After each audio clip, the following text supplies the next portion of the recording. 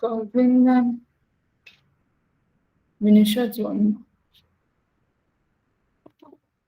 Okay, so the actual pressure is equal to V minus B for 1 mole, and the actual pressure is equal to V minus NB for N mole. And this is the volume correction which van der Waals made in the ideal gas equation. So we will be using in the real gas equation, instead of V, we will be using the term V minus NB for N mole. This is the volume correction term.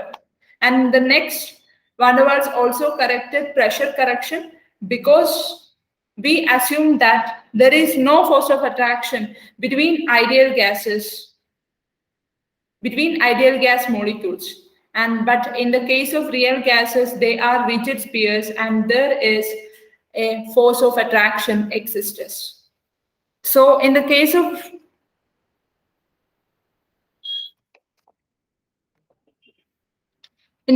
ideal gases, the assumptions was there is no force of attraction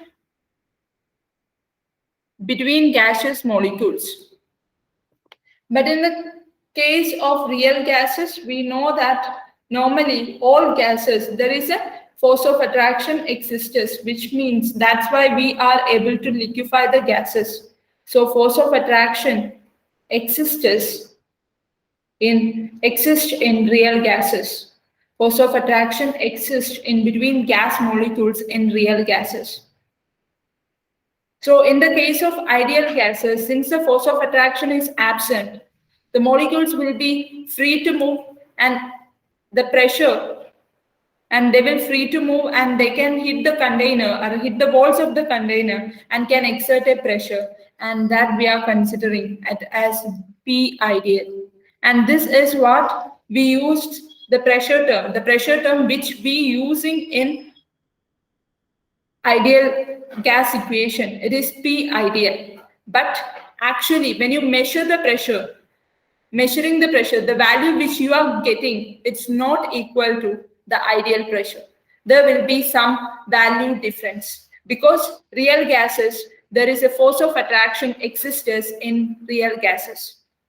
So in the case of real gases, there is force of attraction exists between the gas molecules.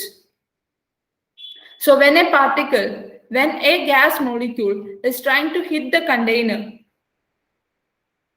since there is force of attraction exists between gas molecule, there will be a backward pull due to the force of attraction of other gas molecules. So if a gas molecule is trying to hit the container, in the case of ideal gases, there is no force of attraction experiencing due to other gas molecules. So it can easily hit the container, it can easily hit the walls of the container and can exert the pressure. But in the case of real gases, other molecules are also existing. So each other gas molecules has a force of attraction towards the molecule which is going to hit the wall. So if a molecule is trying to hit the wall, there is a backward pull due to the force of attraction between gas molecules. So the pressure due to the real gases, what will be the value? Will it be greater or smaller than the ideal pressure? Smaller. Yeah. Sorry? Smaller. Yes, smaller. So P real is lesser than P ideal, because in the case of real gases, force of attraction exists. And you can relate with P ideal is equal to P real plus beta. And beta is known as internal pressure. Beta is known as internal pressure. Internal pressure of gas. P ideal is greater than P real, and the pressure which we actually used in the term PV is equal to nRT. The pressure which we assumed was P ideal, but actually when you measure the actual pressure, it is actually less than the assumed value. That's why the real gases it's not obeying ideal gases in all cases, because P ideal is not equal to P real. And if you want to correct the term P ideal, the pressure in ideal gas equation, you have to rewrite P ideal in terms of P real, the measured pressure. You have to correct the term, so that we have to write the ideal pressure in terms of real pressure. So P ideal is equal to P real plus beta, where beta is the internal pressure of the gas. And then we have to find the value of beta, the internal pressure. So this is the wall of the container. I'm taking this, okay, here it is. Calculation of beta. So these are gas molecules. Let's consider this is a container, and I'm just drawing only one wall of the container, because we are just considering the pressure term, the force acting per unit area. What will happen to the pressure, the real pressure, and how we can calculate the value of beta. We know that gases are in random motion and they will hit the container during their motions, and they will exert force on the walls, and that results into the pressure of the gas. And so if I'm taking like, okay, this is an A gas and this is a B gas, this is just a consideration to find the value of beta, or to find the relation. So if I'm considering an A gas, like A type of gases means they are going to hit the container. They are going to hit the container. And B type of gases are the gas molecules which are surrounding those molecules, surrounding this A type of gas molecule, which exerts a force of attraction.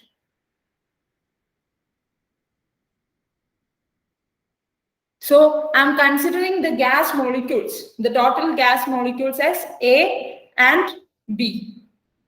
So A gas molecules are going to hit the container, and the rest gases are considered as B, and B gas molecules going to attract that molecule, the hitting molecule. So, and we know that gases are in random motion, and the B molecule which we consider, can also hit the container.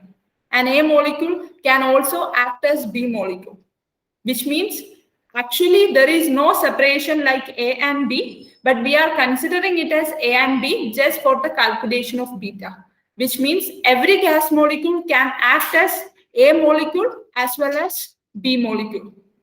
If one molecule is going to hit the container and it hits, and then it will be bounced back, and then it can act as the B molecule, which exert force of attraction to the other molecule which are going to hit the wall. So every gas molecules can act as A and B as well. That is clear? That clear? Okay. So every gas molecule can act as A and B. So the internal pressure actually depends on the number of B-type molecules as well as the number of A-type molecule. And if the number of B-type molecule is higher, the value of beta will be also higher, right? And the value of beta is actually directly proportional to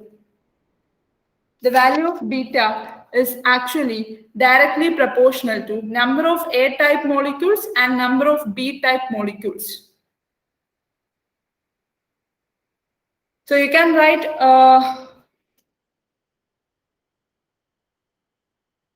beta will depends upon force of attraction between A and B type of molecules. Beta, the internal pressure, will depends upon the force of attraction between A and B type of molecule. And all the molecules present in the container will be of A type as well as B type of the molecule. And the number of molecules, it's actually number of molecules. It actually depends on the density of molecules. Or you can say the number of molecule is directly proportional to the density of gas.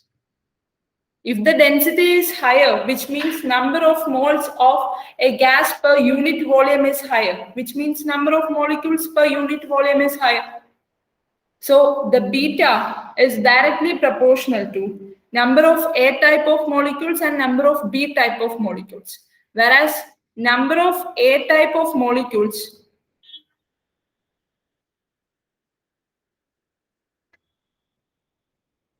is directly proportional to N by V, which is density of A type molecule, and number of B type molecule. Number of B type molecule. Number of B type molecules is directly proportional to N by V.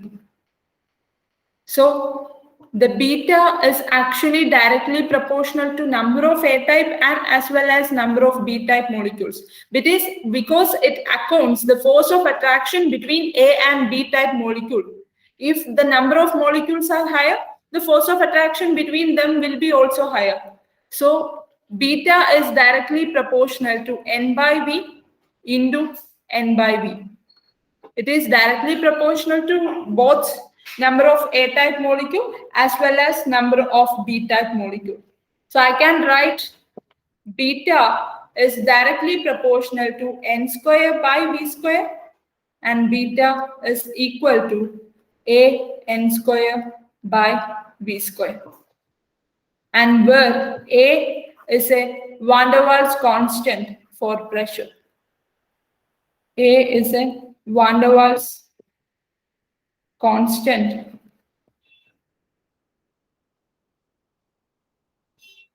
for pressure. A is a van der Waals constant for pressure. And this is for this is for N mole. And you can write beta is equal to A by V square for 1 mole.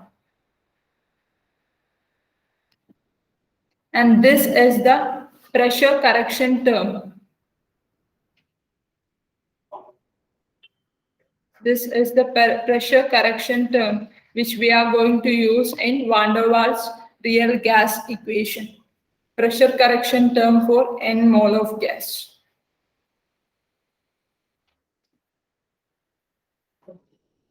Pressure correction term of N mole of gas. So you can rewrite it as P ideal is equal to P real plus A N square by V square.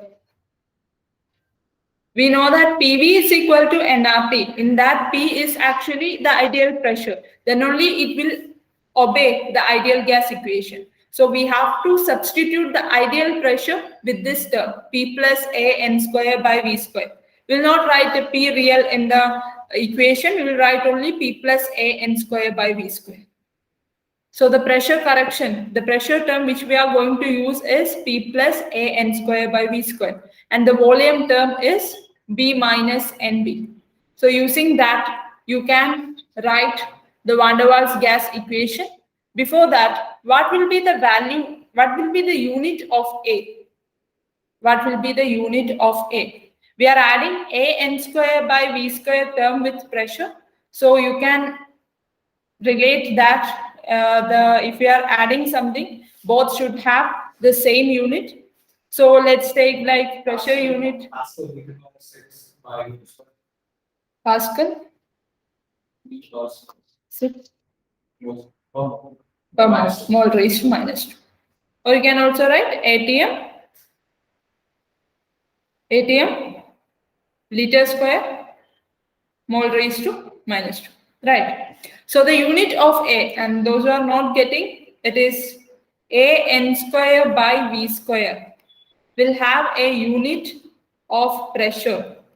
Unit of pressure, which you can take A N square by V square as a unit Pascal or ATM. If I'm taking Pascal, I have to take the volume in meter cube because that is the SI unit.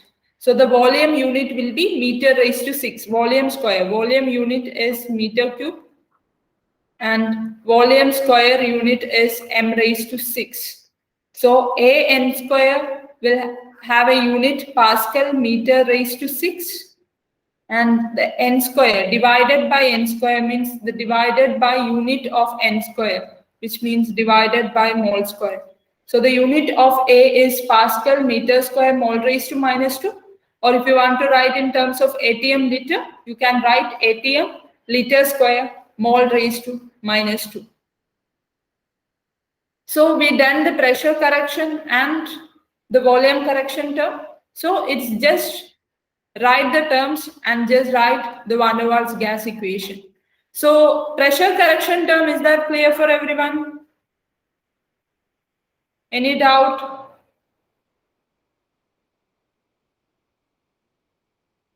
Any doubt?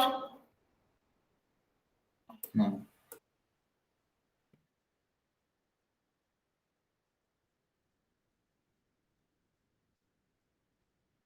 Okay.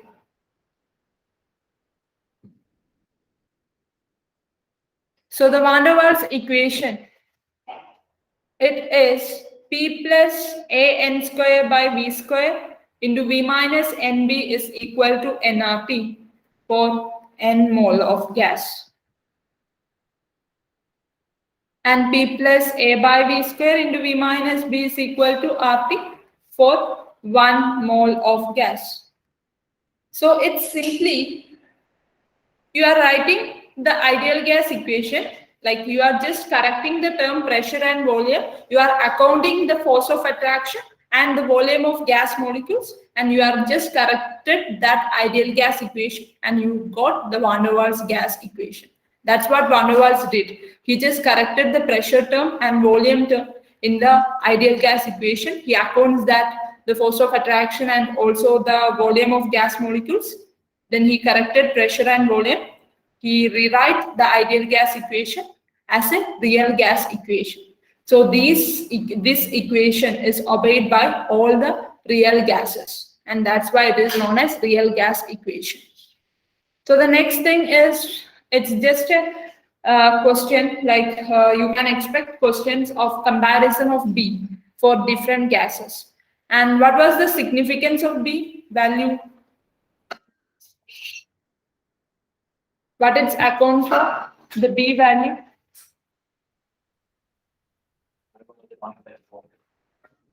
Yes, what is its significance? 4 and 4 by 3 parts. That is its value. So if I know the value of two B's, like two gases B value.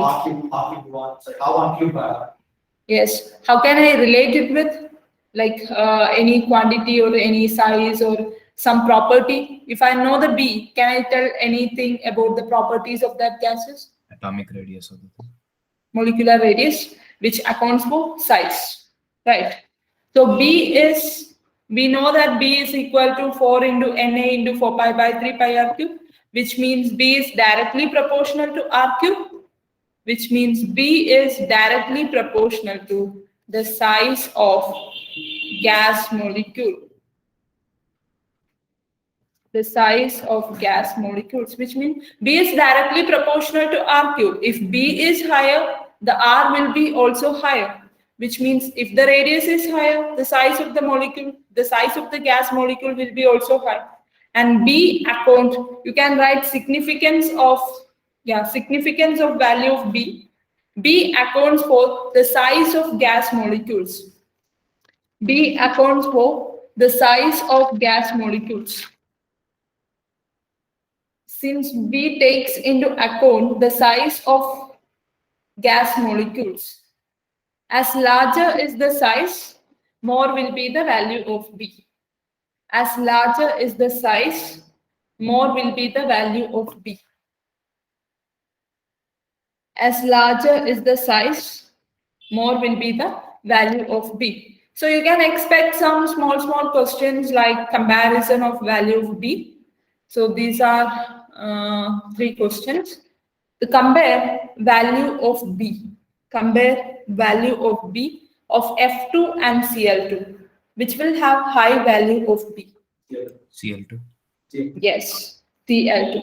because it accounts for the size, it accounts size of gas molecules, and Cl2 gas molecule has a higher size than F2.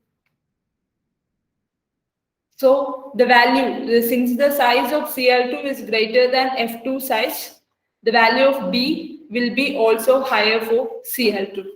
Then in the second case, It's in the same order. yes, the same order.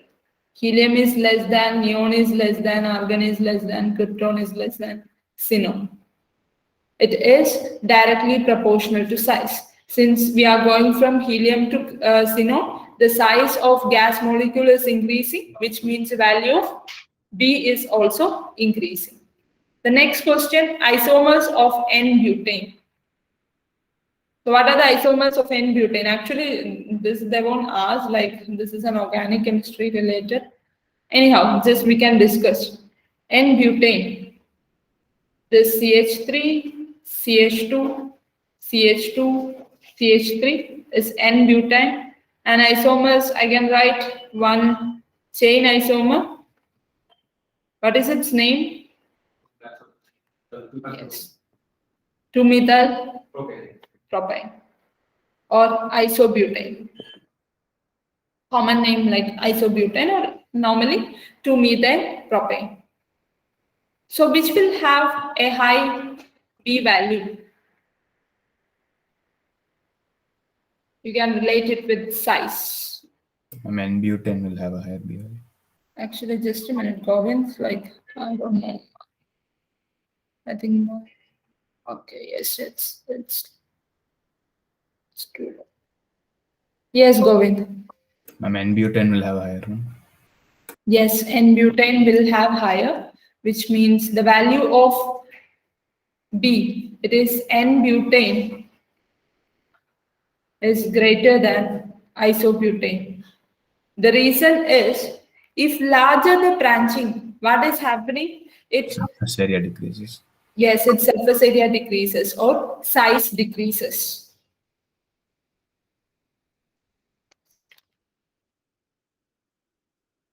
Larger is the branching, actually more spherical will be the shape, right? And we know that if anything which is turning into spherical shape, it's actually reducing its surface area or reducing its size. So larger is the branching, more spherical will be the shape of the molecule, and hence smaller will be the size. So larger is the branching, more spherical will be the shape, and smaller will be the size. Due to that reason, N-butane will have a high value of B than isobutane. So the next is significance of value of B. What is the A accounts for? What is it? Its significance. In what context we introduced A? Yes, force of attraction. Force of attraction between gas molecules. So actually, if A is higher, the beta term will be higher due to force of attraction. So A accounts for force of attraction. A is directly proportional to force of attraction between gas molecule. So if we are considering two gas molecule, and if one is having a higher A, that means that gas in between those gas molecule, the force of attraction is higher. If higher the value of A, force of attraction between gas molecule will be also high. We introduced the A term in the pressure correction term. And why we corrected that pressure? Because force of attraction exists between gas molecule. And so the A term, it actually accounts for force of attraction. If the value of A is higher, the force of attraction will be higher. And one question, if force of attraction is high, how can you relate with the liquefaction process? Will it be easy or difficult, or how can you relate it with for A value with liquefaction process? Yes, the liquefaction will be easier. So if the value of A is higher, the force of attraction will be higher and it can easily liquefy. So if you have two gases where one gas value, A value is higher, which means that gas can easily liquefy. So A, the value of A accounts for force of attraction between gas molecules. So you can write if higher the value of A,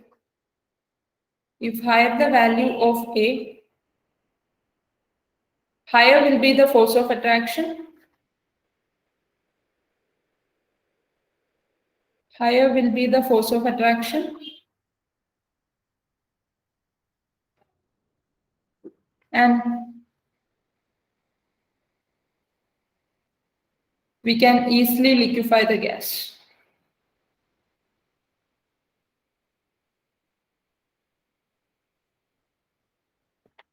We can easily liquefy the gas, or the liquefaction of gas will be more easy. And the next is you can also relate A with liquefaction pressure. Liquefaction pressure is like the pressure required to liquefy the gas is known as liquefaction pressure. And how it will relate with the value of A, how we can relate it with value of A. Pressure is smaller phase. Yes. If the value of A is greater, which means force of attraction between gas molecule is higher. So we need to apply a lesser pressure to liquefy the gas because there is already force of attraction exists. So we just want to increase that force of attraction using pressure. So if A is higher, if the force of attraction is higher, we just want to apply a small pressure to liquefy the gas. So it is inversely proportional to the liquefaction pressure is inversely proportional to A, which means if A is higher, force of attraction between gas molecules will be higher. We need to apply a small pressure to liquefy the gases. So A is inversely proportional to the liquefaction pressure. A is inversely proportional to liquefaction pressure, which means if a value of A is higher, the value of liquefaction pressure will be very low. And next is like you can compare the value of A. It depends upon many factors, like you can relate it with many factors because it accounts for the force of attraction. So if the force of attraction is higher, the value of A will be also higher. So the comparison of value of A, you can account like 2-3 points you can consider. The first one is value of A is higher for polar gases as compared to non-polar gases. Are you able to give a reason for this? Yes. We know that in polar gases, dipole-dipole van der Waals attraction is there. Dipole-dipole attraction, dipole-dipole van der Waals force exists between polar gases. Whereas in non-polar gases, like it can be induced dipole interaction or like dipole-induced dipole. Dipole-induced dipole is actually in between polar and non-polar compounds. So it is induced dipole interaction, and that is the magnitude of the attractive force in dipole-dipole interaction is higher. So the value of A is higher for polar gases as compared to the non-polar gases. So A of polar is higher than A of non-polar. And write SO2, SO3 or NH3, etc. gases are polar, and non-polar Cl2, H2, CH4, etc. Like those example of non-polar gases. So if someone gives the compare, okay.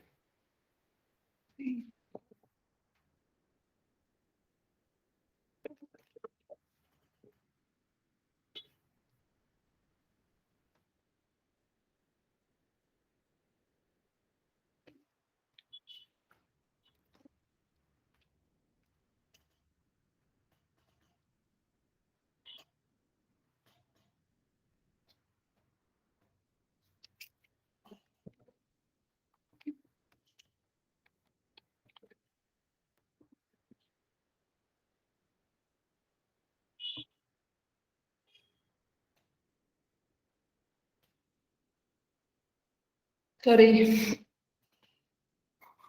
Just on.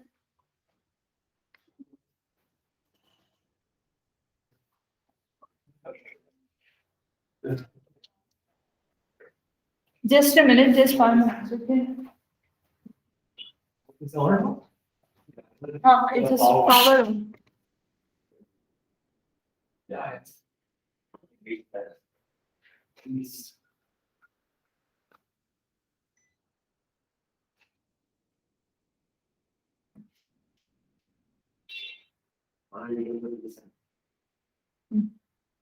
Okay, so the value of A is higher for polar is greater than non-polar. Again, it's not working.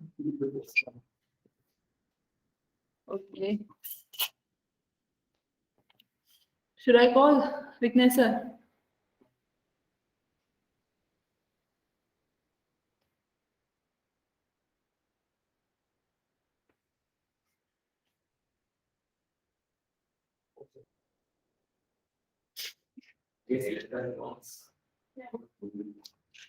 Now it's your turn. You can try.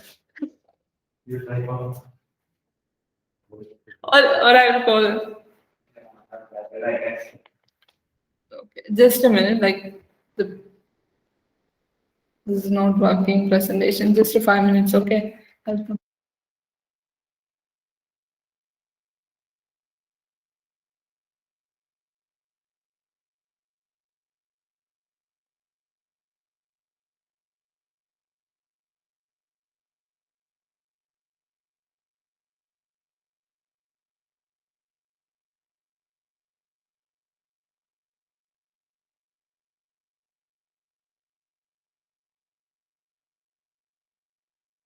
Just a 5 minutes. Okay. It's like there's a problem. I will fix it and we can continue.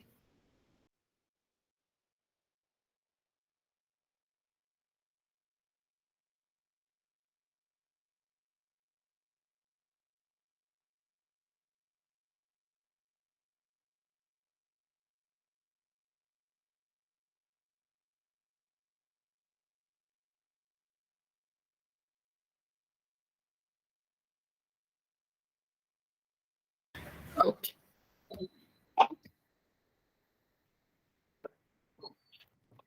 So the first point is this, then if between gases of same nature, if two gases are having the same nature, like if two gases, they give a series of gases which are like all are polar, all are non-polar, how you will compare the value of value of A. So between gases of same nature, if higher is the molar mass of gas, more will be the value of A, which means if I'm giving you an example, just like you can take F2, Cl2, Br2, and I2. All of them are non-polar in nature, right? And we know that F2 and Cl2 are gases, Br2 is liquid, and I2 is a solid, which means the force of attraction increases as the molecular weight. Yes? Ma'am, I can't see your presentation, ma'am. Presentation, okay. Okay. Oh, I didn't share actually.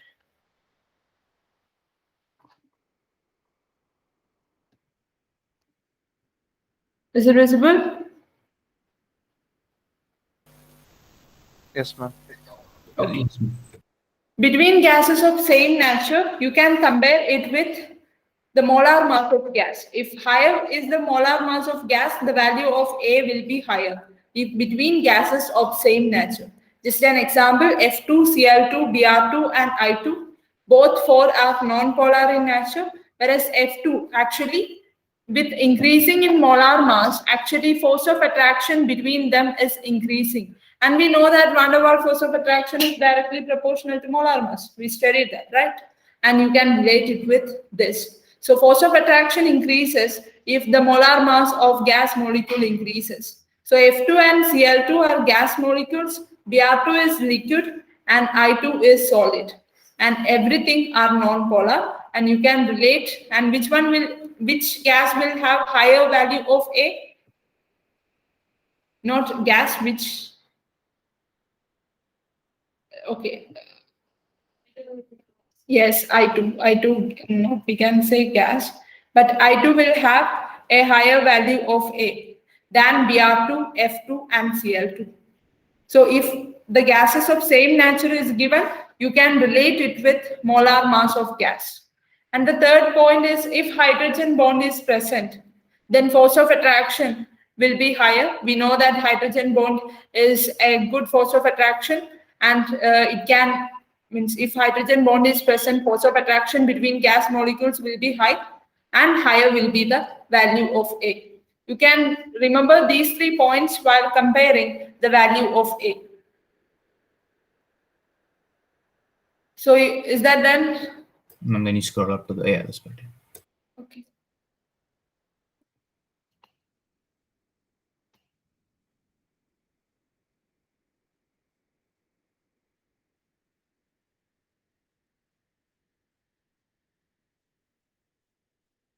If hydrogen bond is higher, force of attraction will be higher, so value of A will be higher.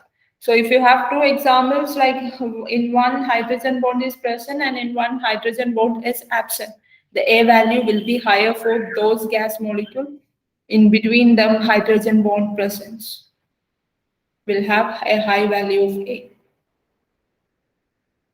So the next one, your question, arrange the following in the increasing order of A.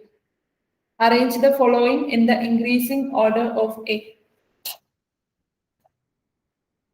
Arrange the following in the increasing order of A.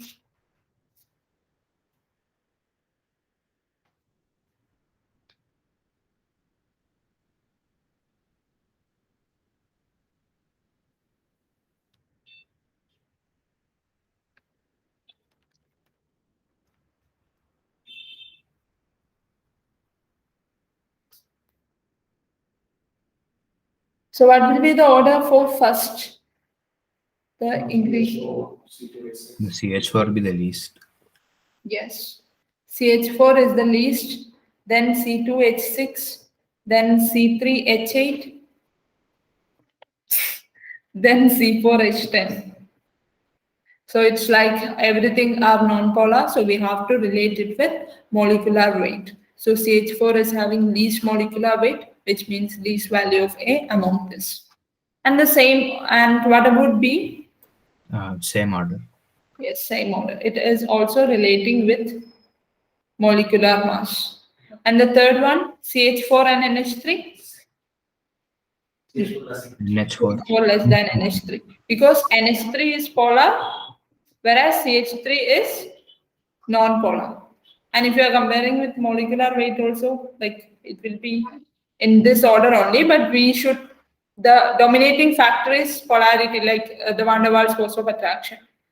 So CH4 is less than NH3. And your next question, write van der Waals gas equation. I just use that shortcut, like short form van der Waals gas equation for 5 moles of CO2, assuming it to be real. Assume that CO2 gas is real. Actually, CO2 is real only. Instead, like, did we discuss about boil temperature? Yes, ma'am. The boil temperature, that curve and just Yeah, yes, ma'am. Yes. okay, and the derivation we will do. So the van der Waals equation for 5 moles of gas, assuming it to be real. What will be the equation?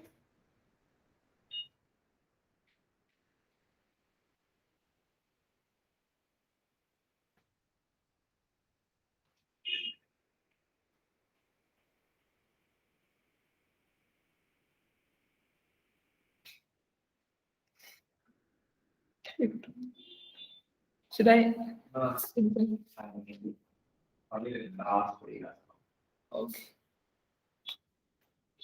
Write van der Waals equation for 5 moles of CO2, assuming it to be real.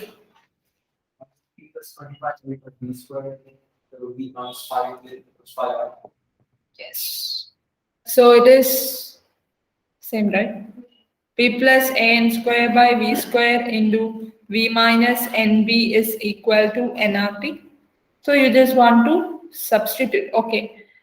Before that, I need to tell you one more thing. There is one more point is that we discussed that for hydrogen and helium. For hydrogen and helium, intermolecular repulsive force is dominant at room temperature. We already discussed that point, right? And also, if you are relating it with the size of hydrogen and helium, they are very small, which means if their molecular weight or their size, it's very small.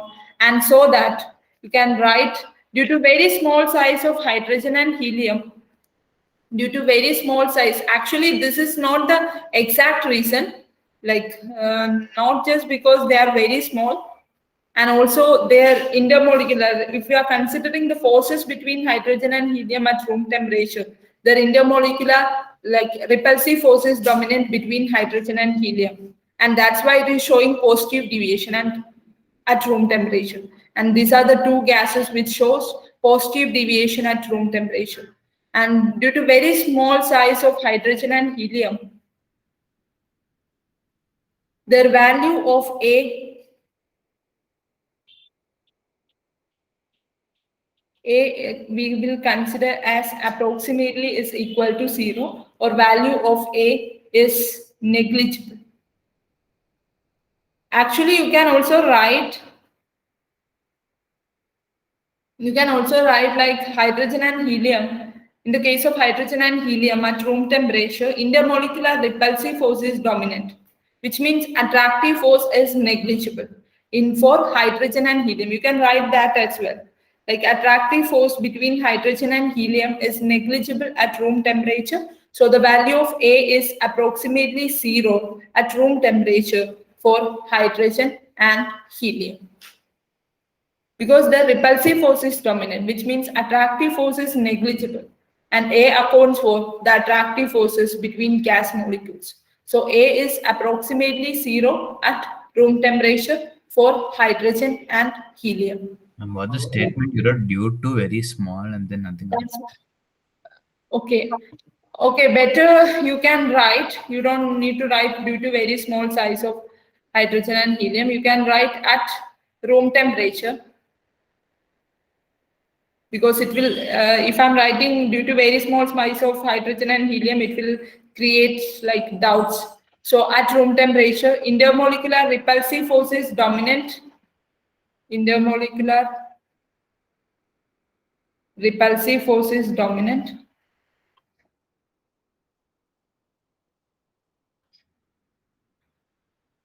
between hydrogen and helium gas molecules.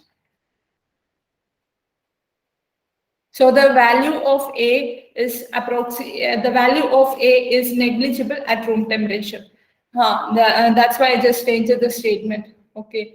Actually, like we will say like the hydrogen and helium size is negligible, so that you can take A less than equal to 0. So note A is approximately equal to 0, but the actual reason is the repulsive force is dominant in between them. And for hydrogen and helium, B is not negligible. Their value B is there. Okay, B is not negligible. A is negligible. A is approximately 0, but B has a certain value. Actually, the value of B, we will relate it with size of molecule, but it also has an effect due to the repulsive force of attraction. Or B is some other effects are also there.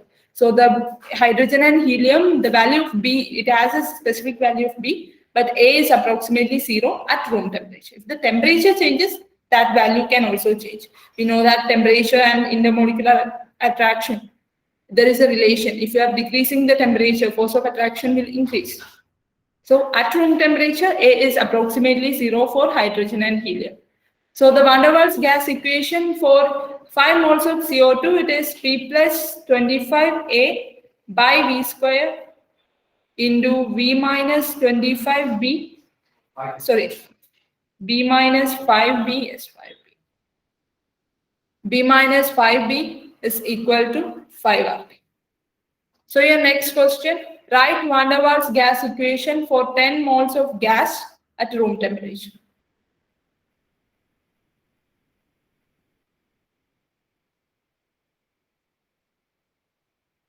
Write van der Waals gas equation for 10 moles of hydrogen gas at room temperature.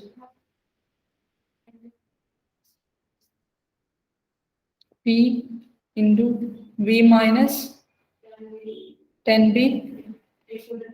Yes, it is. Because A value is approximately 0 for hydrogen gas at room temperature. Since A value is approximately 0 for hydrogen gas at room temperature, you can neglect the term A by AN square by V square. And you can write P plus V minus 10B is equal to 10 RT. So this is the equation of you can write 298, but like if they ask at room temperature, you can write 298. It will be like depends on the options. If it is there, write Van der Waals equation for 2 moles of real gas having negligible molecular size. Write Van der Waals gas equation for 2 moles of real gas having negligible molecular size. Will be P plus 4A by V square into V. P plus 4A by V square Into V, since B is 0. into V is equal to 2 RT. yes. Here, B is directly related with size of molecules, and if the size is lesser, we can neglect the value of B. B, you can take it as approximately 0. So due to the B effect, it will be negligible. So you can write P plus N square by V square into V is equal to nRT in this case. And don't get confused, like since it is negligible molar mass, A should be 0. Like A depends on other factors also. B is directly related with molecular size, but A depends on the force of attraction. It is not like directly related with size of molecules. It also depends upon the polarity of that gases and other factors. Okay, so if the molecular size, that term, it's the B term is directly related with molecular size, and A term is directly related with force of attraction. If they are saying like force of attraction is negligible, you can take A is approximately equal to 0 in that case. Okay, so now using Van der Waals equation, the curve which we drawn in the last class, Z versus P, you can explain using Van der Waals equation those curves. First, we are going to explain the exceptional behavior of hydrogen and helium at room temperature, whereas hydrogen and helium is showing, or you can write the positive deviation of hydrogen and helium at room temperature. You can explain this using Van der Waals gas equation. So for hydrogen and helium, they are always showing positive deviation. So what will be the Van der Waals gas equation? So you can write for hydrogen and helium, intermolecular repulsive force is dominant at room temperature. Intermolecular repulsive force is dominant at room temperature. Intermolecular repulsive force is dominant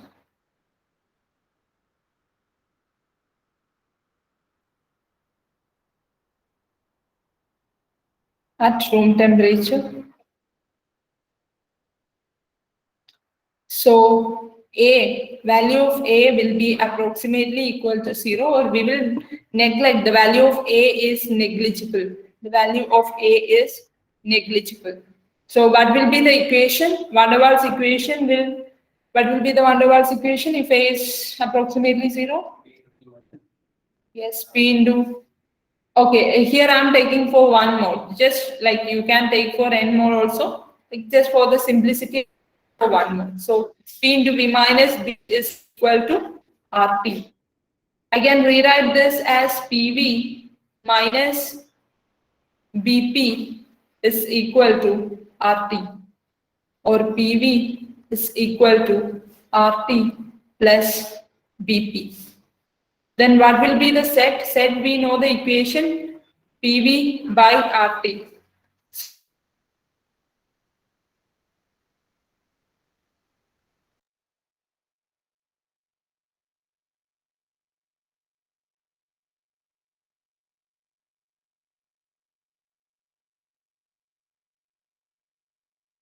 By RT throughout, which means PV by RT, which is equal to set.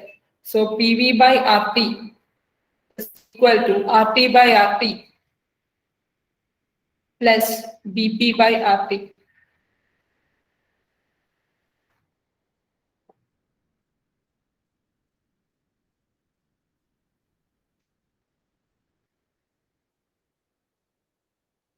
That was my okay.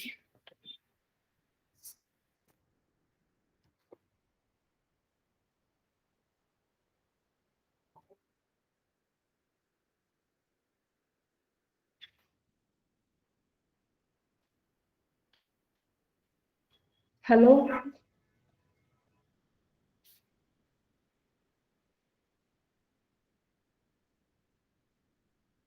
Hello, am I audible?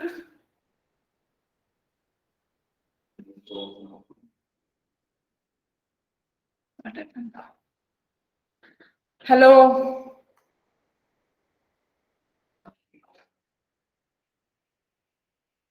That's connected, no? Recording is on. Hello? Hello, am I audible? Yes, ma'am. Okay. So you can write in terms of set P into V minus B since A is negligible. When I got disconnected, before explaining this or after explaining this?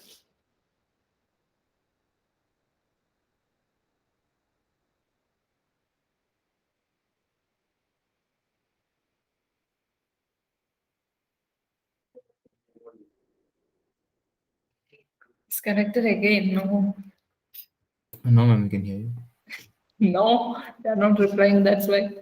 Okay, so P, since A is negligible, you can write P into V minus B is equal to RT, PV minus BP is equal to RT, PV is equal to RT plus BP. And if you are dividing throughout by RT, set, which is PV by RT, is equal to 1 plus BP by RT.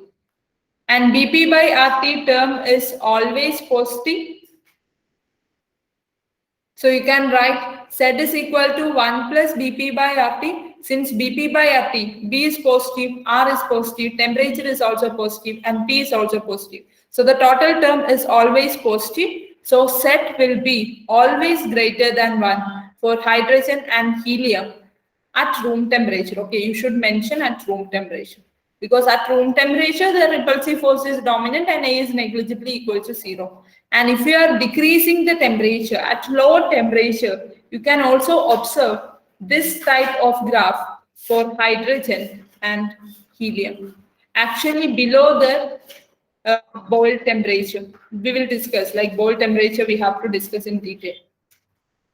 So hydrogen and helium can also show negative and positive deviation at a low temperature. But room temperature, they will only show the positive deviation. And there is a question that hydrogen gas cannot be liquefied. It is true or false? It is false. Okay, how will you explain that? Yes, at low temperature, we can liquefy hydrogen gas, but at room temperature, since the repulsive force is dominant, we can't liquefy hydrogen gas by application of pressure, but we can liquefy hydrogen gas at low temperatures. Okay, and the ideal gases we can't liquefy just because there is no force of attraction present in between ideal gases. So for other gases, there is two conditions at Yes, low ma'am. pressure. Okay. For other gases, there is two conditions. At low pressure, they will be showing negative deviation. This dip, they will be showing negative deviation. And at high pressure, they will show positive deviation. And how we can explain using van der Waals gas equation. At low pressure, we know that pressure and volume are inversely proportional at constant temperature. So if you are writing, and you should know whatever we are describing, it is at room temperature. Okay. So at a particular temperature, if pressure is too low, volume will be very high, right? If pressure is too low, volume will be very high. So the volume correction term. So since the volume is very high, the small correction term, if you are doing or if you are not doing, that doesn't make any like big difference. So you can neglect the B term in the case of a very high volume, or you can say if the volume of the container is too high, it's very high, then the volume of gas molecules you can neglect in terms with volume of the container if the volume of the container is very high. So for other gases at low pressure, so at low pressure, the gases are having very high volume. At low pressure, gases are having very high volume.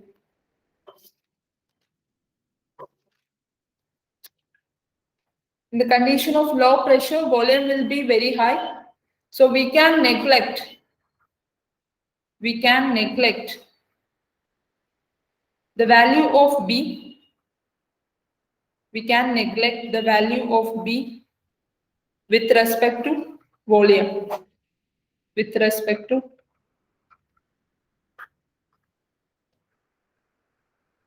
volume B. Because B value is very high. And if you are just subtracting a small value from that, that doesn't make any big difference. So at very high volume, you can neglect the volume of molecules. So at very high volume, since at the condition of low pressure, the volume will be very high. So we can neglect the value of B with respect to the volume B. So what will be the van der Waals gas equation at low pressure?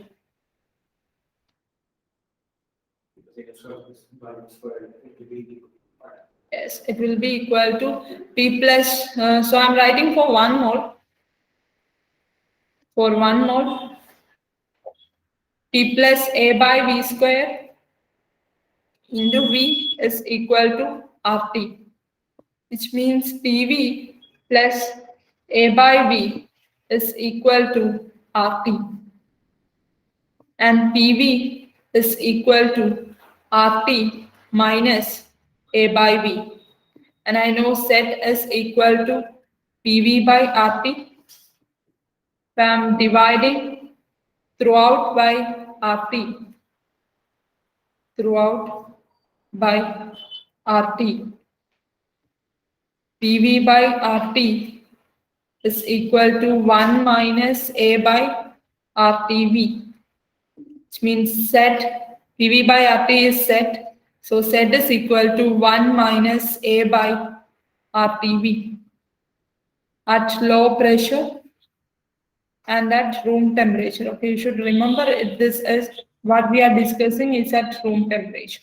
So Z is equal to 1 minus A by RTV at low pressure, which means A is a constant, R is a constant, T is positive, V is always positive, which means A by RTV term, it is always positive, which means Z is always lesser than 1 at low pressure for all other gases, which means they are showing negative deviation at low pressure.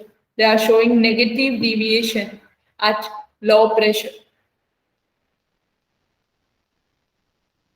So how you will relate it with high pressure? High pressure. If a gas is exerting high pressure, actually you can remember like if the pressure is high, you can neglect the term A by V square, A n square by V square from that high value. That doesn't make any like big difference. Actually the thing is, the proper explanation is at high pressure, volume will be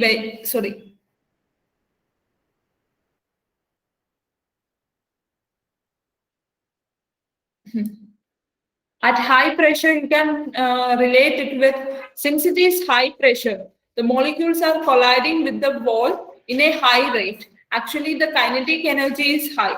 And since if the gas molecules are having a high kinetic energy, which means the force of attraction between them is negligible. So if the gas is having a high pressure, the force of attraction between gas molecules, you can neglect the force of attraction between gas molecules, and you can take A is approximately equal to 0 at very high very high pressure. Or you can also remember, like, if the pressure is high, you can neglect the term with pressure, along with pressure, and if volume is high, you can neglect the term along with volume. So at high pressure, you can neglect the term A, and the equation will become P into V minus B is equal to RT for 1 mole, and PV minus PB is equal to RT, and PV is equal to PB plus RT, which means the PV by RT is equal to RT by RT plus PB by RT, which means Z is equal to PV by RT is Z. Z is equal to 1 plus PB by RT. Z is equal to 1 plus PB by RT. And this is showing a positive deviation at high pressure and positive deviation at high pressure. At high pressure, all other gases are showing positive deviation. And you can explain using van der Waals gas equation. And the next term is at high temperature. When we discussed about Z versus P, we discussed that if the temperature, as temperature increases, it tends to behave like ideal gases. In the condition of high temperature, it tends to behave like ideal gases. Or as temperature increases, its deviation from real gas behavior decreases. Deviation from real gas behavior decreases, or it tends to behave like ideal gases. If we are increasing the temperature, deviation from real behavior decreases. And if the temperature is high, kinetic energy of the gas molecules will be high, and the force of attraction you can neglect between them, which means P plus A n square by V square. You can consider it is approximately equal to P if the temperature is high. You can write in the condition of high temperature, due to high kinetic energy, molecular attraction will be negligible. Due to high kinetic energy, molecular attraction will be negligible. And at high temperature, the volume will be very high and B will be also negligible. The effect of B will be also negligible if we are increasing the temperature. And how you will relate it with that? If at high temperature, kinetic energy is increasing, which means force of attraction between them is decreasing, and the molecules will be having a high volume. And since the high volume, the volume of gas molecules you can neglect. The effect due to gas molecules you can neglect. And you can write it tends to behave like ideal gases. PV is equal to nRT at very high temperature. Actually, like it tends to behave like PV is equal to nRT, and PV is equal to nRT. The actual relation, it will show PV is equal to nRT at boil temperature. At boil temperature, it will obey this. It will completely obey this. And if at temperature increases, it will try to behave like ideal gases. It will tend to show this, like obey this equation. And at boil temperature, it will completely obey the equation PV is equal to nRT. So these are the explanation. Do you have any doubt? You can ask now. Any doubt?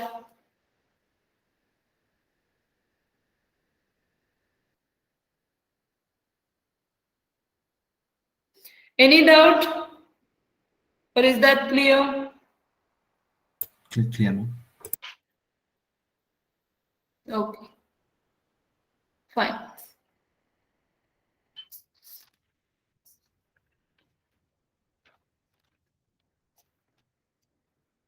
So next, okay, next one is liquefaction of gas.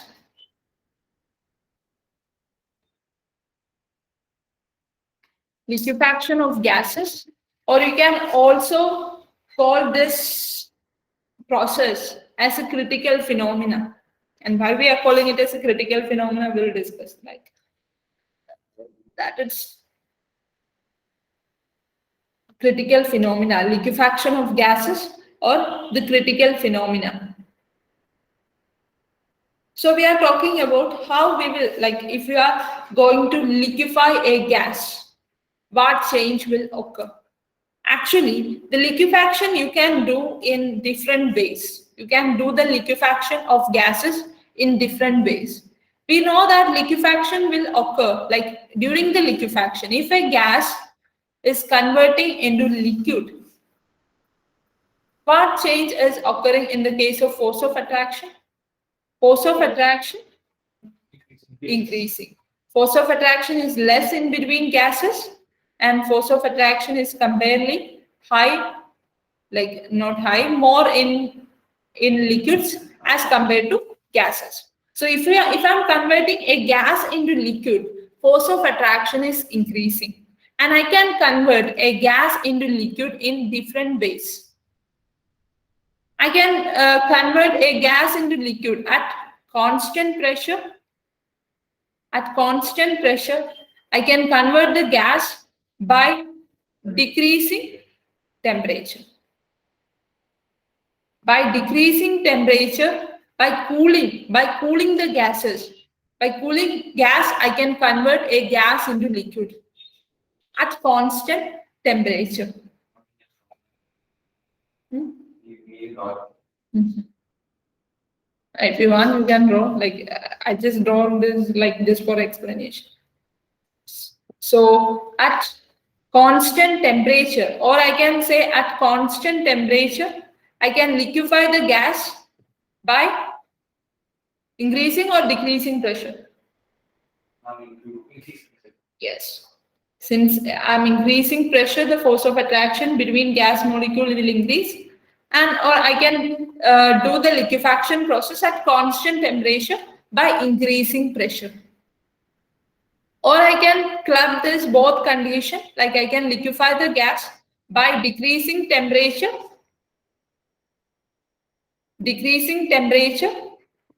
and increasing pressure. We can't see the part of the screen you're writing in. Oh, just a minute.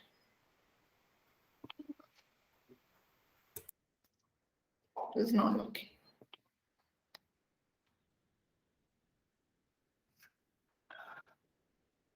Just a minute, wait.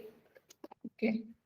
Just simply like three conditions, I can liquefy the gas at, is that visible now? Okay. At constant pressure by decreasing temperature, or at constant temperature by increasing pressure, or both, like both I can do simultaneously by decreasing temperature and increasing pressure.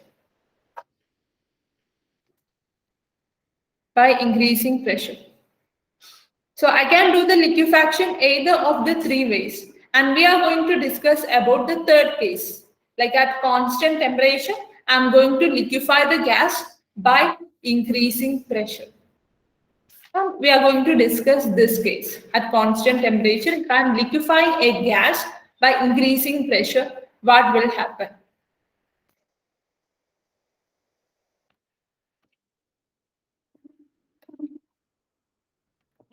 And what's the third point? Increasing temperature and decreasing temperature and increasing pressure by changing both temperature and pressure. I don't know. Sometimes it happens. So, Or no. This is a problem with this app. Sometimes it happens. people.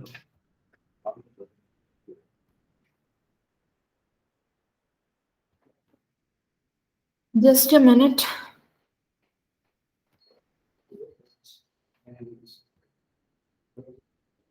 You want light actually? Light. Light. No.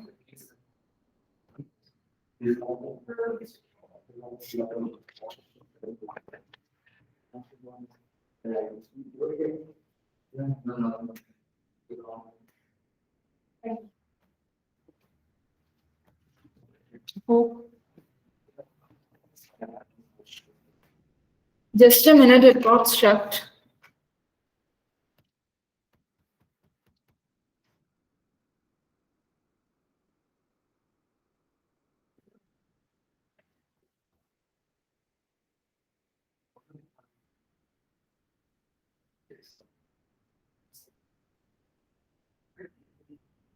Okay.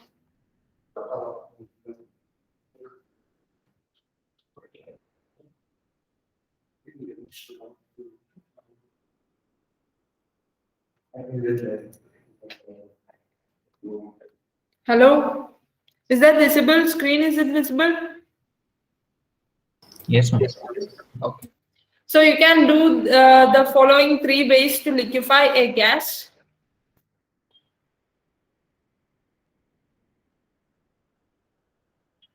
So I'm following the second method, like at constant temperature. We are liquefying a gas at constant temperature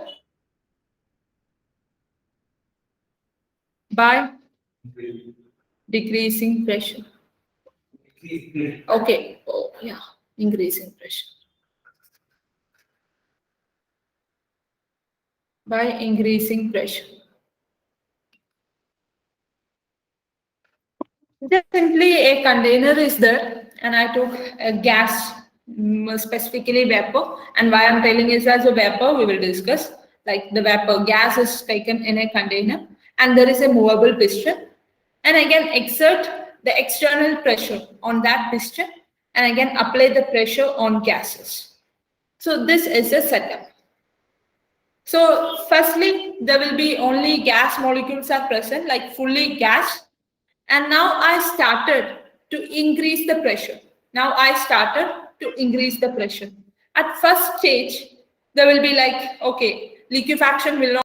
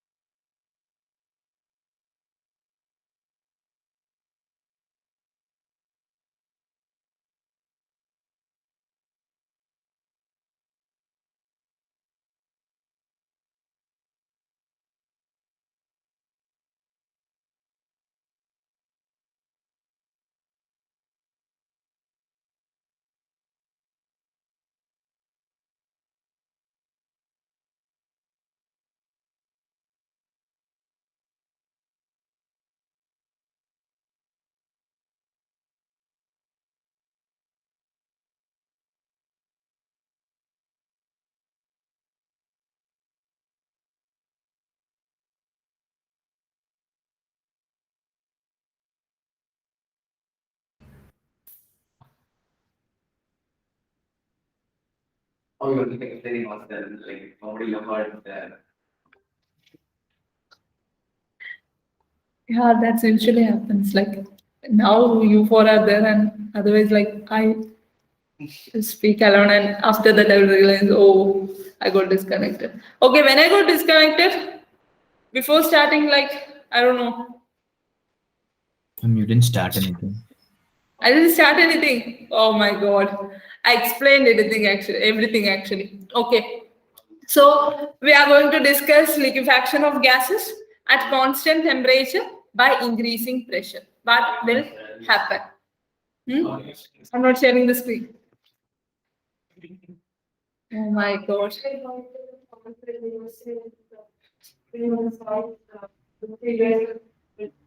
Huh. Okay. Okay, anyhow, let's 10 minutes. We had a 10 minutes discussion. We'll discuss it like once more. So we are going to discuss about liquefaction of gas. We are going to discuss at constant temperature by increasing pressure how we will liquefy a gas. So we have a experimental setup. A gas container is there, and there is a movable piston. We can give external pressure upon that movable piston, and the vapor, the gas molecules are present in the piston. And now I started to increase the pressure to liquefy the gas. So at initial stage, it will remain as a gas and its pressure will decrease. And after that, some of the gas molecules will turn into liquid, and the liquefaction will start after a certain point. So during, like, after a certain point, then it will attain an equilibrium between gas molecules and liquid molecules, which means dynamic equilibrium. And why I'm calling it as a dynamic equilibrium?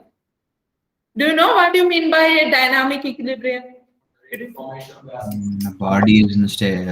They are dynamic, which means the reaction is still happening, which means if you are looking into the gas liquid mixture in an equilibrium state, you can't see a visible change, like the gaseous molecule, the amount of gas and liquid will be same. Actually, the reaction is happening, whereas the rate of formation of liquid will be equal to the rate of formation of gas, or the rate of forward reaction, it is equal to the rate of backward reaction in a dynamic equilibrium condition. Still, reactions are still going on in a dynamic equilibrium condition. So in the first stage, up to, like, before reaching the dynamic equilibrium, before reaching the equilibrium between vapor and liquid, if I'm increasing the pressure, the volume is decreasing. If I'm increasing the pressure, volume is decreasing. Now I reach the dynamic equilibrium state between gas and liquid. And do you know that the phase transition reactions are isobaric as well as isothermal? They are occurring at constant pressure and constant temperature. Do you know that? Constant pressure. Okay.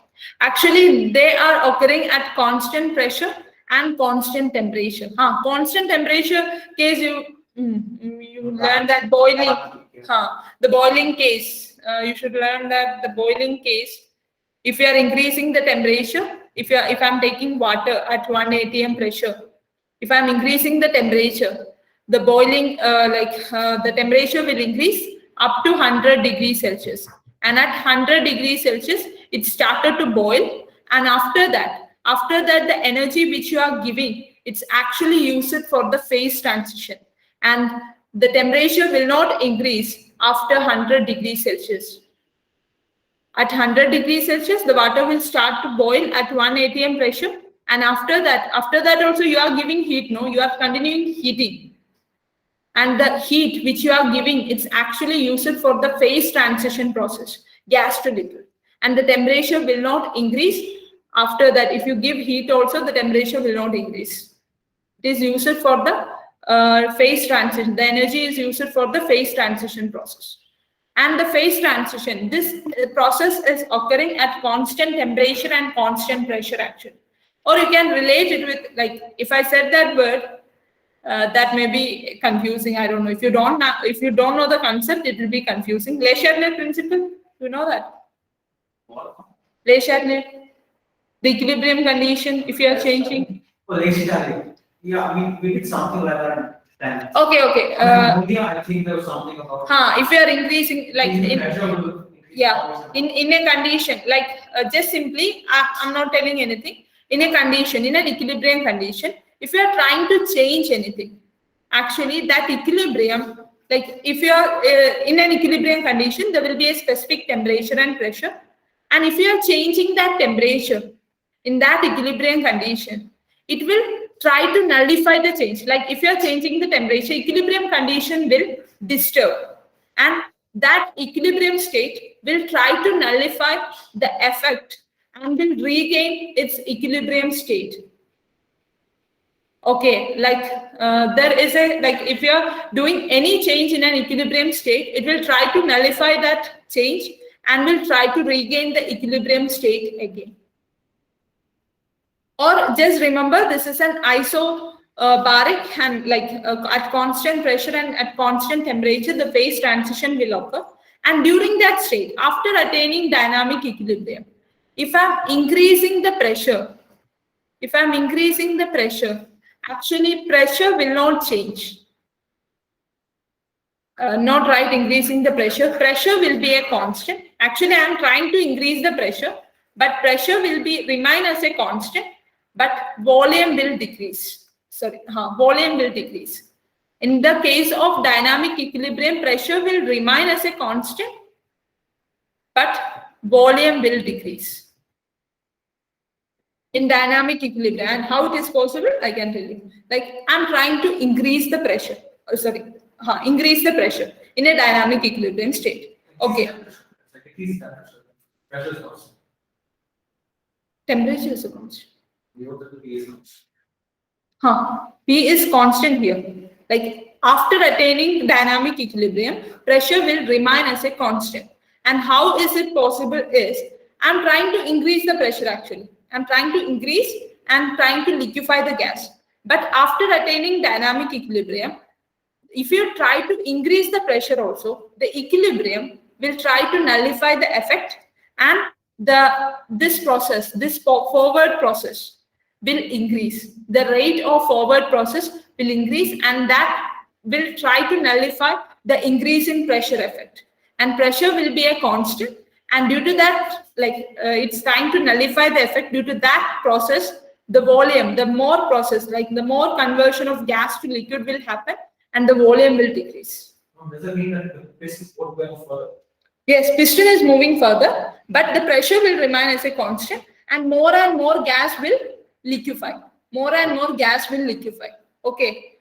After the dynamic equilibrium, if you are increasing the pressure also, pressure will remain as a constant, and more gas will liquefy.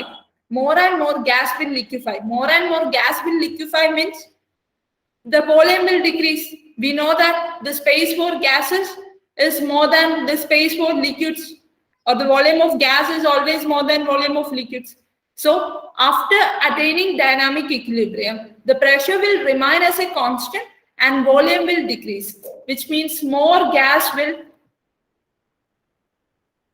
convert into liquid. That clear? Yeah. Okay. More gas will convert into liquid. Is that clear for everyone?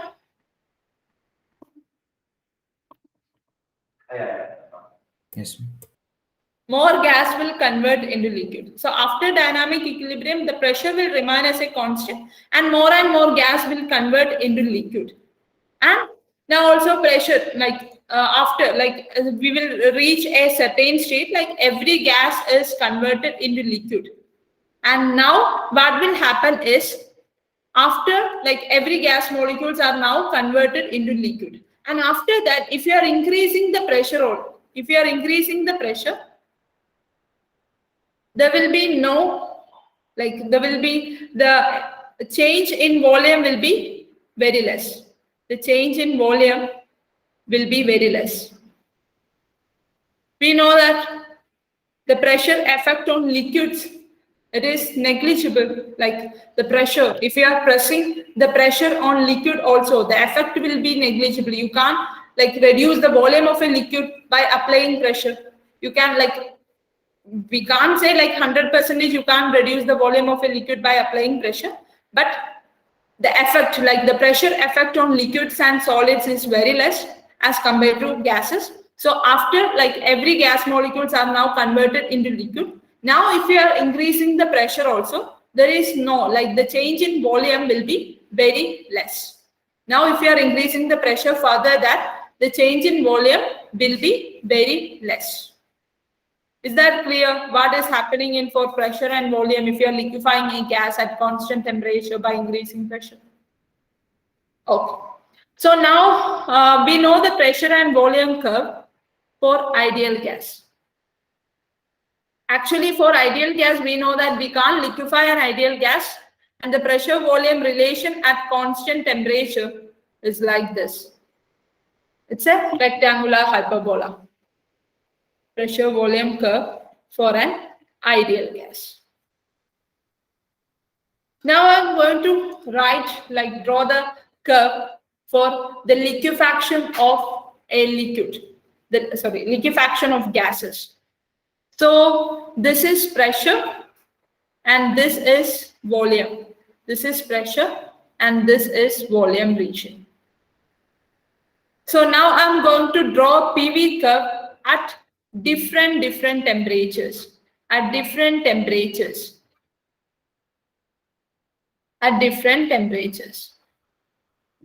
Like the graph, PV graph for this process. PV graph for the liquefaction of gases at constant temperature by increasing pressure. Okay, so I'm going to draw at T1 temperature. So the volume of gas. So first it was gas, then gas, liquid, dynamic equilibrium, then liquid. So in the first case, like the gases volume will be very high, right? Gases volume will be very high and the pressure is low. Like I'm just taking the low pressure, high volume condition, and I'm increasing the pressure.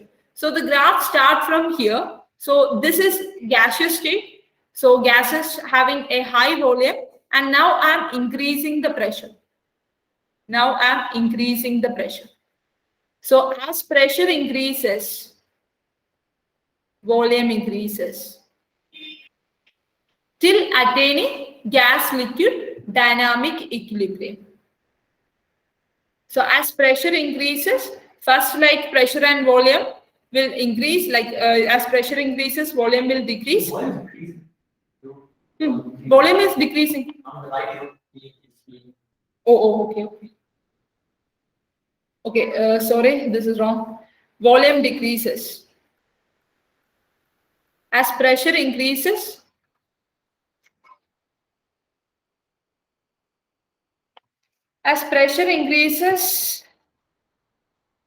volume decreases at the first state. As pressure is increasing and volume is decreasing at the initial stage. And then it will reach a dynamic equilibrium, whereas pressure is a constant. The dynamic equilibrium, pressure is constant and more gas is converting into liquid, which means volume is decreasing. Pressure is constant and volume is decreasing by applying without changing pressure. Pressure is a constant, whereas volume is decreasing, which means more and more gas is converting into liquid. And after that, like, then we got fully liquid state. And after that, if you are applying pressure also, there is no, like, effect of volume. Volume is not changing. So the graph will be like, the volume change is very less. Means I'm increasing the pressure, but volume change. After we get a complete liquid, if you are increasing the pressure also, the volume will not change much. So the volume change will be negligible. After we got liquid, if you are increasing the pressure also, volume will not change much. So it will be like a steep curve, like steep straight line. So this I wrote at temperature T1. Now I wrote the curve for another temperature, like the temperature T2. I got a curve like this. I got a curve like this. And after that, I increased the temperature and I wrote the curve at T3.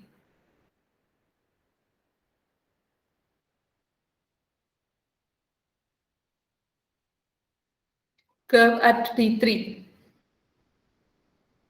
And I got a curve like this. One more curve I wrote at T4. Got a curve like this. Then I wrote a curve, okay, T5. And I got a curve like this, where there is no it touches a point here only. And this region, this like a hill region, it's actually represents the dynamic equilibrium, this straight lines. It represents a dynamic equilibrium region. It represents a dynamic equilibrium region. So I draw this curve. I drawn this curve at different temperatures for the same gas. I increased the temperature and I examined the relation between pressure and volume. And I reached a point where there is no dynamic equilibrium between gases and liquids. And after that, after this temperature, I wrote the curve T6 and T7. Actually, in this temperature, there is no liquefaction is observable, which means I reach a particular temperature, and after that, if I increase the pressure, increase the temperature, I'm not able to liquefy the gas by the application of pressure after the temperature T5. And that temperature is actually known as critical temperature. You can write this temperature is Tc.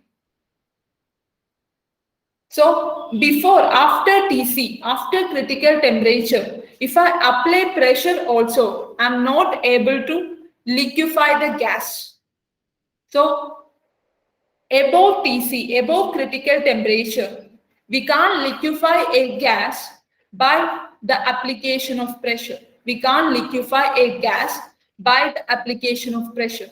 Actually, above critical temperature, this showing ideal behavior. We can't liquefy the ideal gases, right? Above critical temperature, they can show the ideal behavior. So we can say the boil temperature is always greater than critical temperature. At boil temperature, gases are showing ideal behavior. And ideal behavior you can only observe above the critical temperature, because ideal gases we can't liquefy. So this point at critical temperature, you can write above critical temperature, we can't liquefy a gas by application of pressure. Above critical temperature, we can't liquefy a gas by application of pressure. So this order is T1 less than T2, less than T3, less than T4, less than Tc, less than T5, less than T6. And up to Tc, we can liquefy gas. Up to Tc, we can liquefy gas by application of pressure. By application of pressure, by increasing pressure. And above Tc, we can't liquefy. We can't liquefy gas by applying pressure. If you are applying any high pressure also, we can't liquefy the gas. So above that temperature, we can't liquefy the gas by applying pressure. So above critical temperature, we can't liquefy the gas. So you can say Tc, it's the maximum temperature for liquefaction. Tc is the maximum temperature for liquefaction by applying pressure. Actually, the scientist, Thomas Andrews,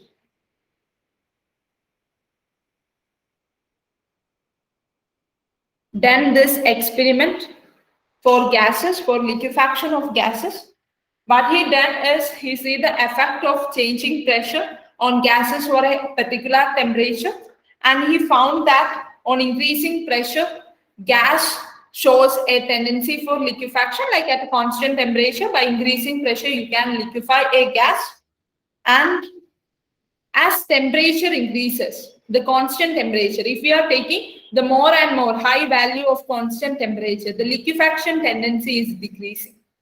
If you are increasing the constant temperature, actually, if you are increasing the constant temperature, the liquefaction tendency is decreasing. And actually, at like the critical temperature, after critical temperature, we won't be able to liquefy a gas, and you can write this point. At this point is known as critical point. This point is known as critical point. This point is known as critical point.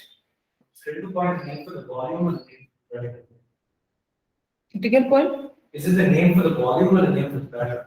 It's a point, like pressure volume point, the point in the graph. Okay, there will be a particular value of pressure and a particular value of volume, like P1, V1, XY. Point will be like, it will have both coordinates, no? So XY. So you can write on This point at which is both gas and liquid. yes, there is no distinction between gas and liquid at that critical point. That's our next point. On critical point, okay, above critical point, we can't liquefy gas by application of pressure. Above critical point, we can't liquefy the gas by application of pressure. And at critical point, there is no distinction between gas and liquid. At critical point, we can't distinguish between gas and liquid. At critical point, there is no distinction between gas and liquid. There is no distinction between gas and liquid. What will it look like? Will it look like vapors or We can't identify. If it looks like vapors, we can identify as vapors. Actually, those states, like, I also don't know how it looks like, but we can't identify. Okay, the identification, it is difficult. Actually, I didn't done this experiment, so I don't know the actual how it looks like. So at critical temperature, there is no distinction between gas and liquid. Like the liquid molecules will also look like gases. You can think like that. Like actually the density of liquid and density of gas will be equal at critical point. At critical point, the density of liquid will be equal to the density of gases, and all other properties will be same.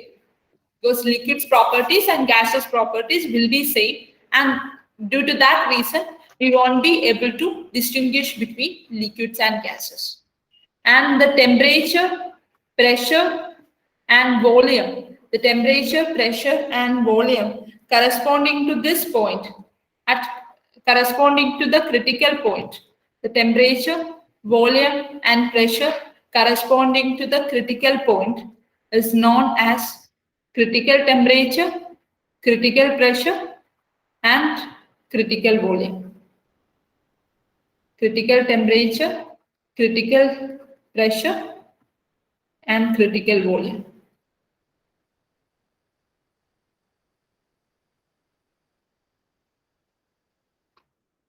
And those together known as critical constants. Both three together known as critical constants, because they are constant for a particular gas. A particular gas will have a particular value of critical temperature, critical pressure, and critical volume. For a particular gas, these three are constants. They are together known as critical constants. Together known as critical constants.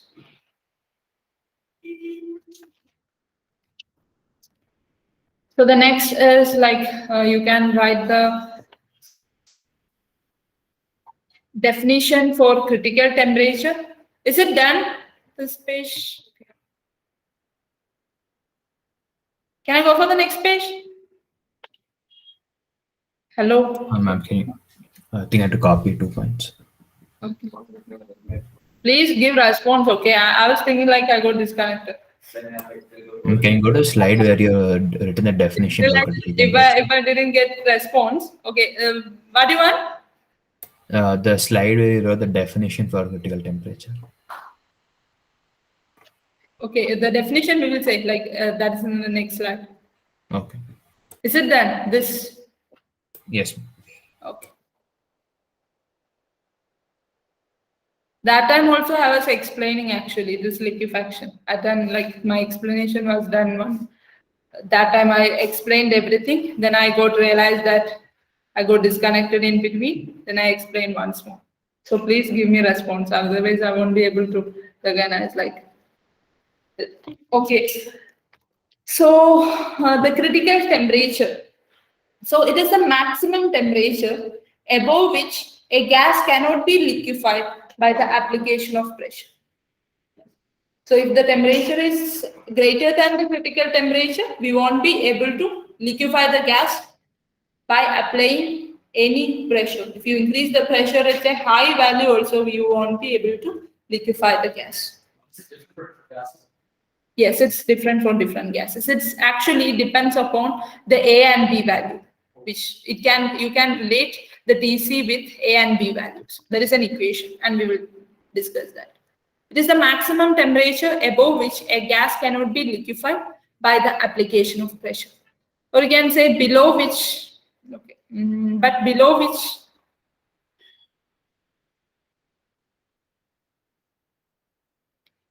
it can be liquefied by application of pressure.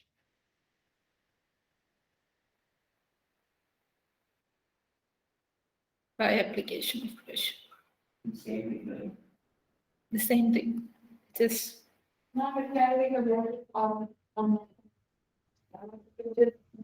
yes, another temperature it will be different. Like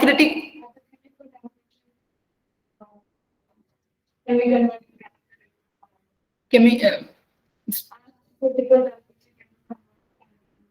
yes, at critical temperature we can.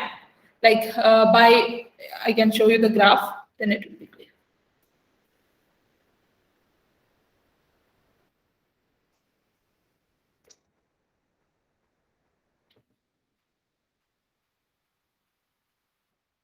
If this point, okay, if this is the point, critical point, like critical temperature, critical volume, and critical pressure. At that point, we won't be able to recognize between liquids and gases.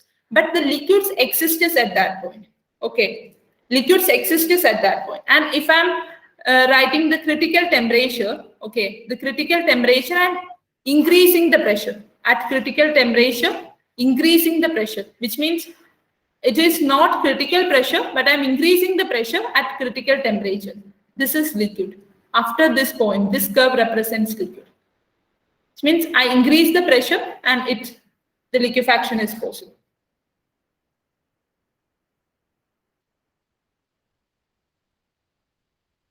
So the critical pressure is actually simply the pressure corresponds to critical temperature. But the critical pressure, it's actually the minimum pressure at critical point. What is the minimum pressure required to liquefy the gas at critical temperature? Means the critical point. We wrote a curve like this. Okay, curve like this, and this is the critical point. And if I increase the pressure, this was pressure axis. If I increase the pressure also, we can liquefy the gas. But the critical pressure, it is the minimum pressure required to liquefy the gas at critical temperature. And it is like for one gas, the critical pressure has only one particular value, and it is a constant for a gas. So critical pressure, it is the minimum pressure required to liquefy the gas at critical temperature. You can liquefy the gas by applying more pressure at critical temperature. But critical pressure is the minimum pressure required to liquefy the gas at critical temperature. It is the minimum pressure required to liquefy the gas at critical temperature. At critical temperature. Then critical volume, it is like the volume occupied by 1 mole of gas at critical pressure and critical temperature. Critical pressure and critical temperature. Critical pressure and critical temperature is known as critical volume. Is known as critical volume. Okay, by solving this question, we can stop here. And there is a this is the critical phenomena. And actually, in your NCRT text, there is an explanation, like the explanation of CO2 curve, liquefaction of CO2 curve is there. Like they explain, there is a, they explained so many points. Like it's the concept is same, but if you are reading that, that may that may lead to some confusion. And for that, like we will also discuss the liquefaction curve for CO2. It's like a long paragraph is there, right? The liquefaction of CO2 gas explanation. The same thing, like what we explained now, it is the same thing. It's repeated there, and we will explain it. Like in the next class, we can explain that. Can I take the? Okay. The extra class, is it possible? Do you have any problem with that? Can I take?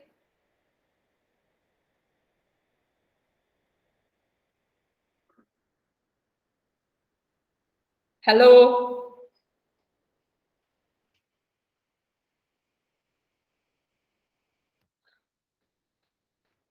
Hello?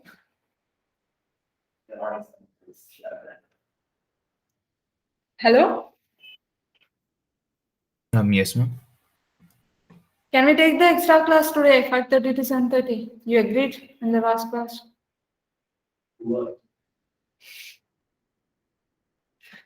Okay, not 2 hours, just one enough, 5:30 to 7? It's like, Yes, ma'am. okay, they just, if you have any problem, just tell me.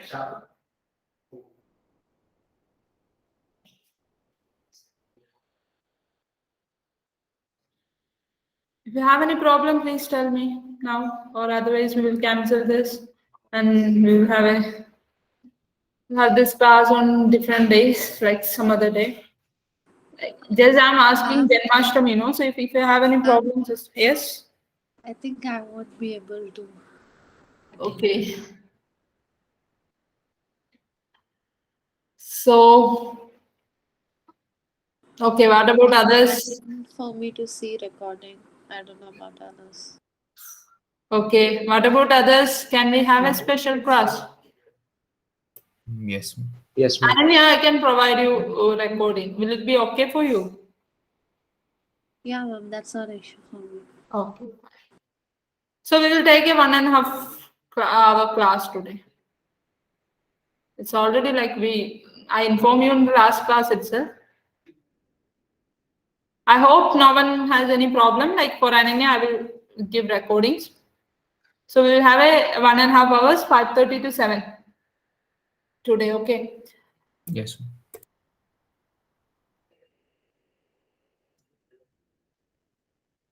So in last question. So this is critical temperature, critical pressure, and critical volume. So your last question.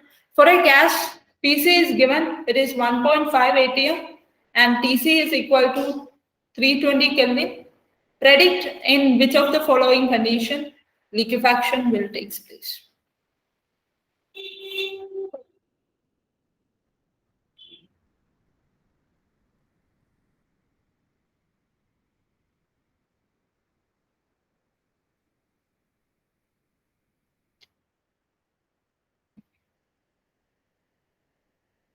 Predict in which of the following condition liquefaction will take place.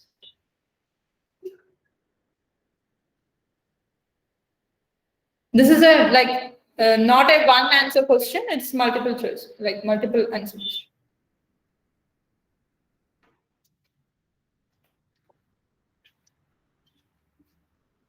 So above TC, it is not possible. Only we can liquefy the gas below TC by application of pressure. So in which of the following condition we can liquefy a gas?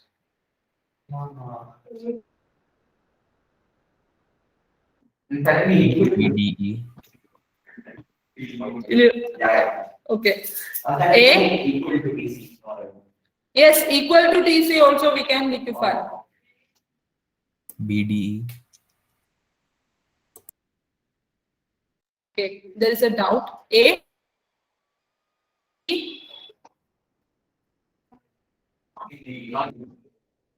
Not B. Okay, no D.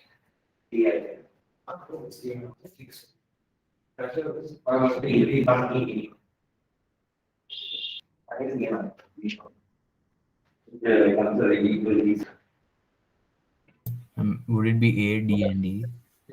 It's A, D, E actually. B and C we can't liquefy because the temperature is above TC. In this both condition, temperature is above TC, and in the other condition, temperature is below TC. And those who have doubt, like TC we can liquefy or not, I can show you the curve. TE? Yeah, so E also, yes. Just a minute.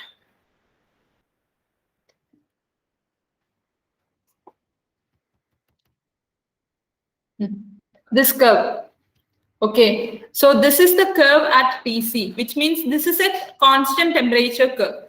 So at critical point at PC and TC, actually we can liquefy, but we won't be able to distinguish between liquids and gases. And if I'm increasing at critical point, if I'm increasing the pressure, like if it is if PC is equal to 1.5 atm and TC is equal to 320, right? 320 Kelvin. So this is a curve at 320. So if I increase the pressure, like this was 1.5 atm, the PC is this 1.5 atm. If I increase the pressure into 2 atm, also liquefaction is possible, and also PC is possible, which means above PC. If the pressure is above PC, liquefaction is possible. Or above PC, if the pressure is above PC, every gases are liquids. The temperature, if TC is equal to 320, and if P is greater than PC, the gases will exist as a liquid, or the liquids will exist above in that condition.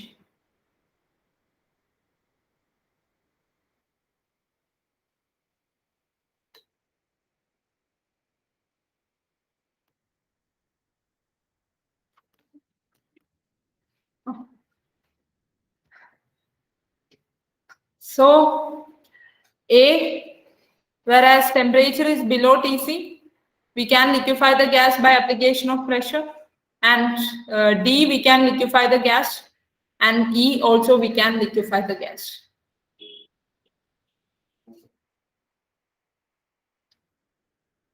So the answer is A, D, and C, and B and C we can't liquefy the gas because temperature is greater than TC. Okay, let's stop here. Can I stop presenting? Stop sharing? Is it done? Yes, ma'am. Okay. Fine. So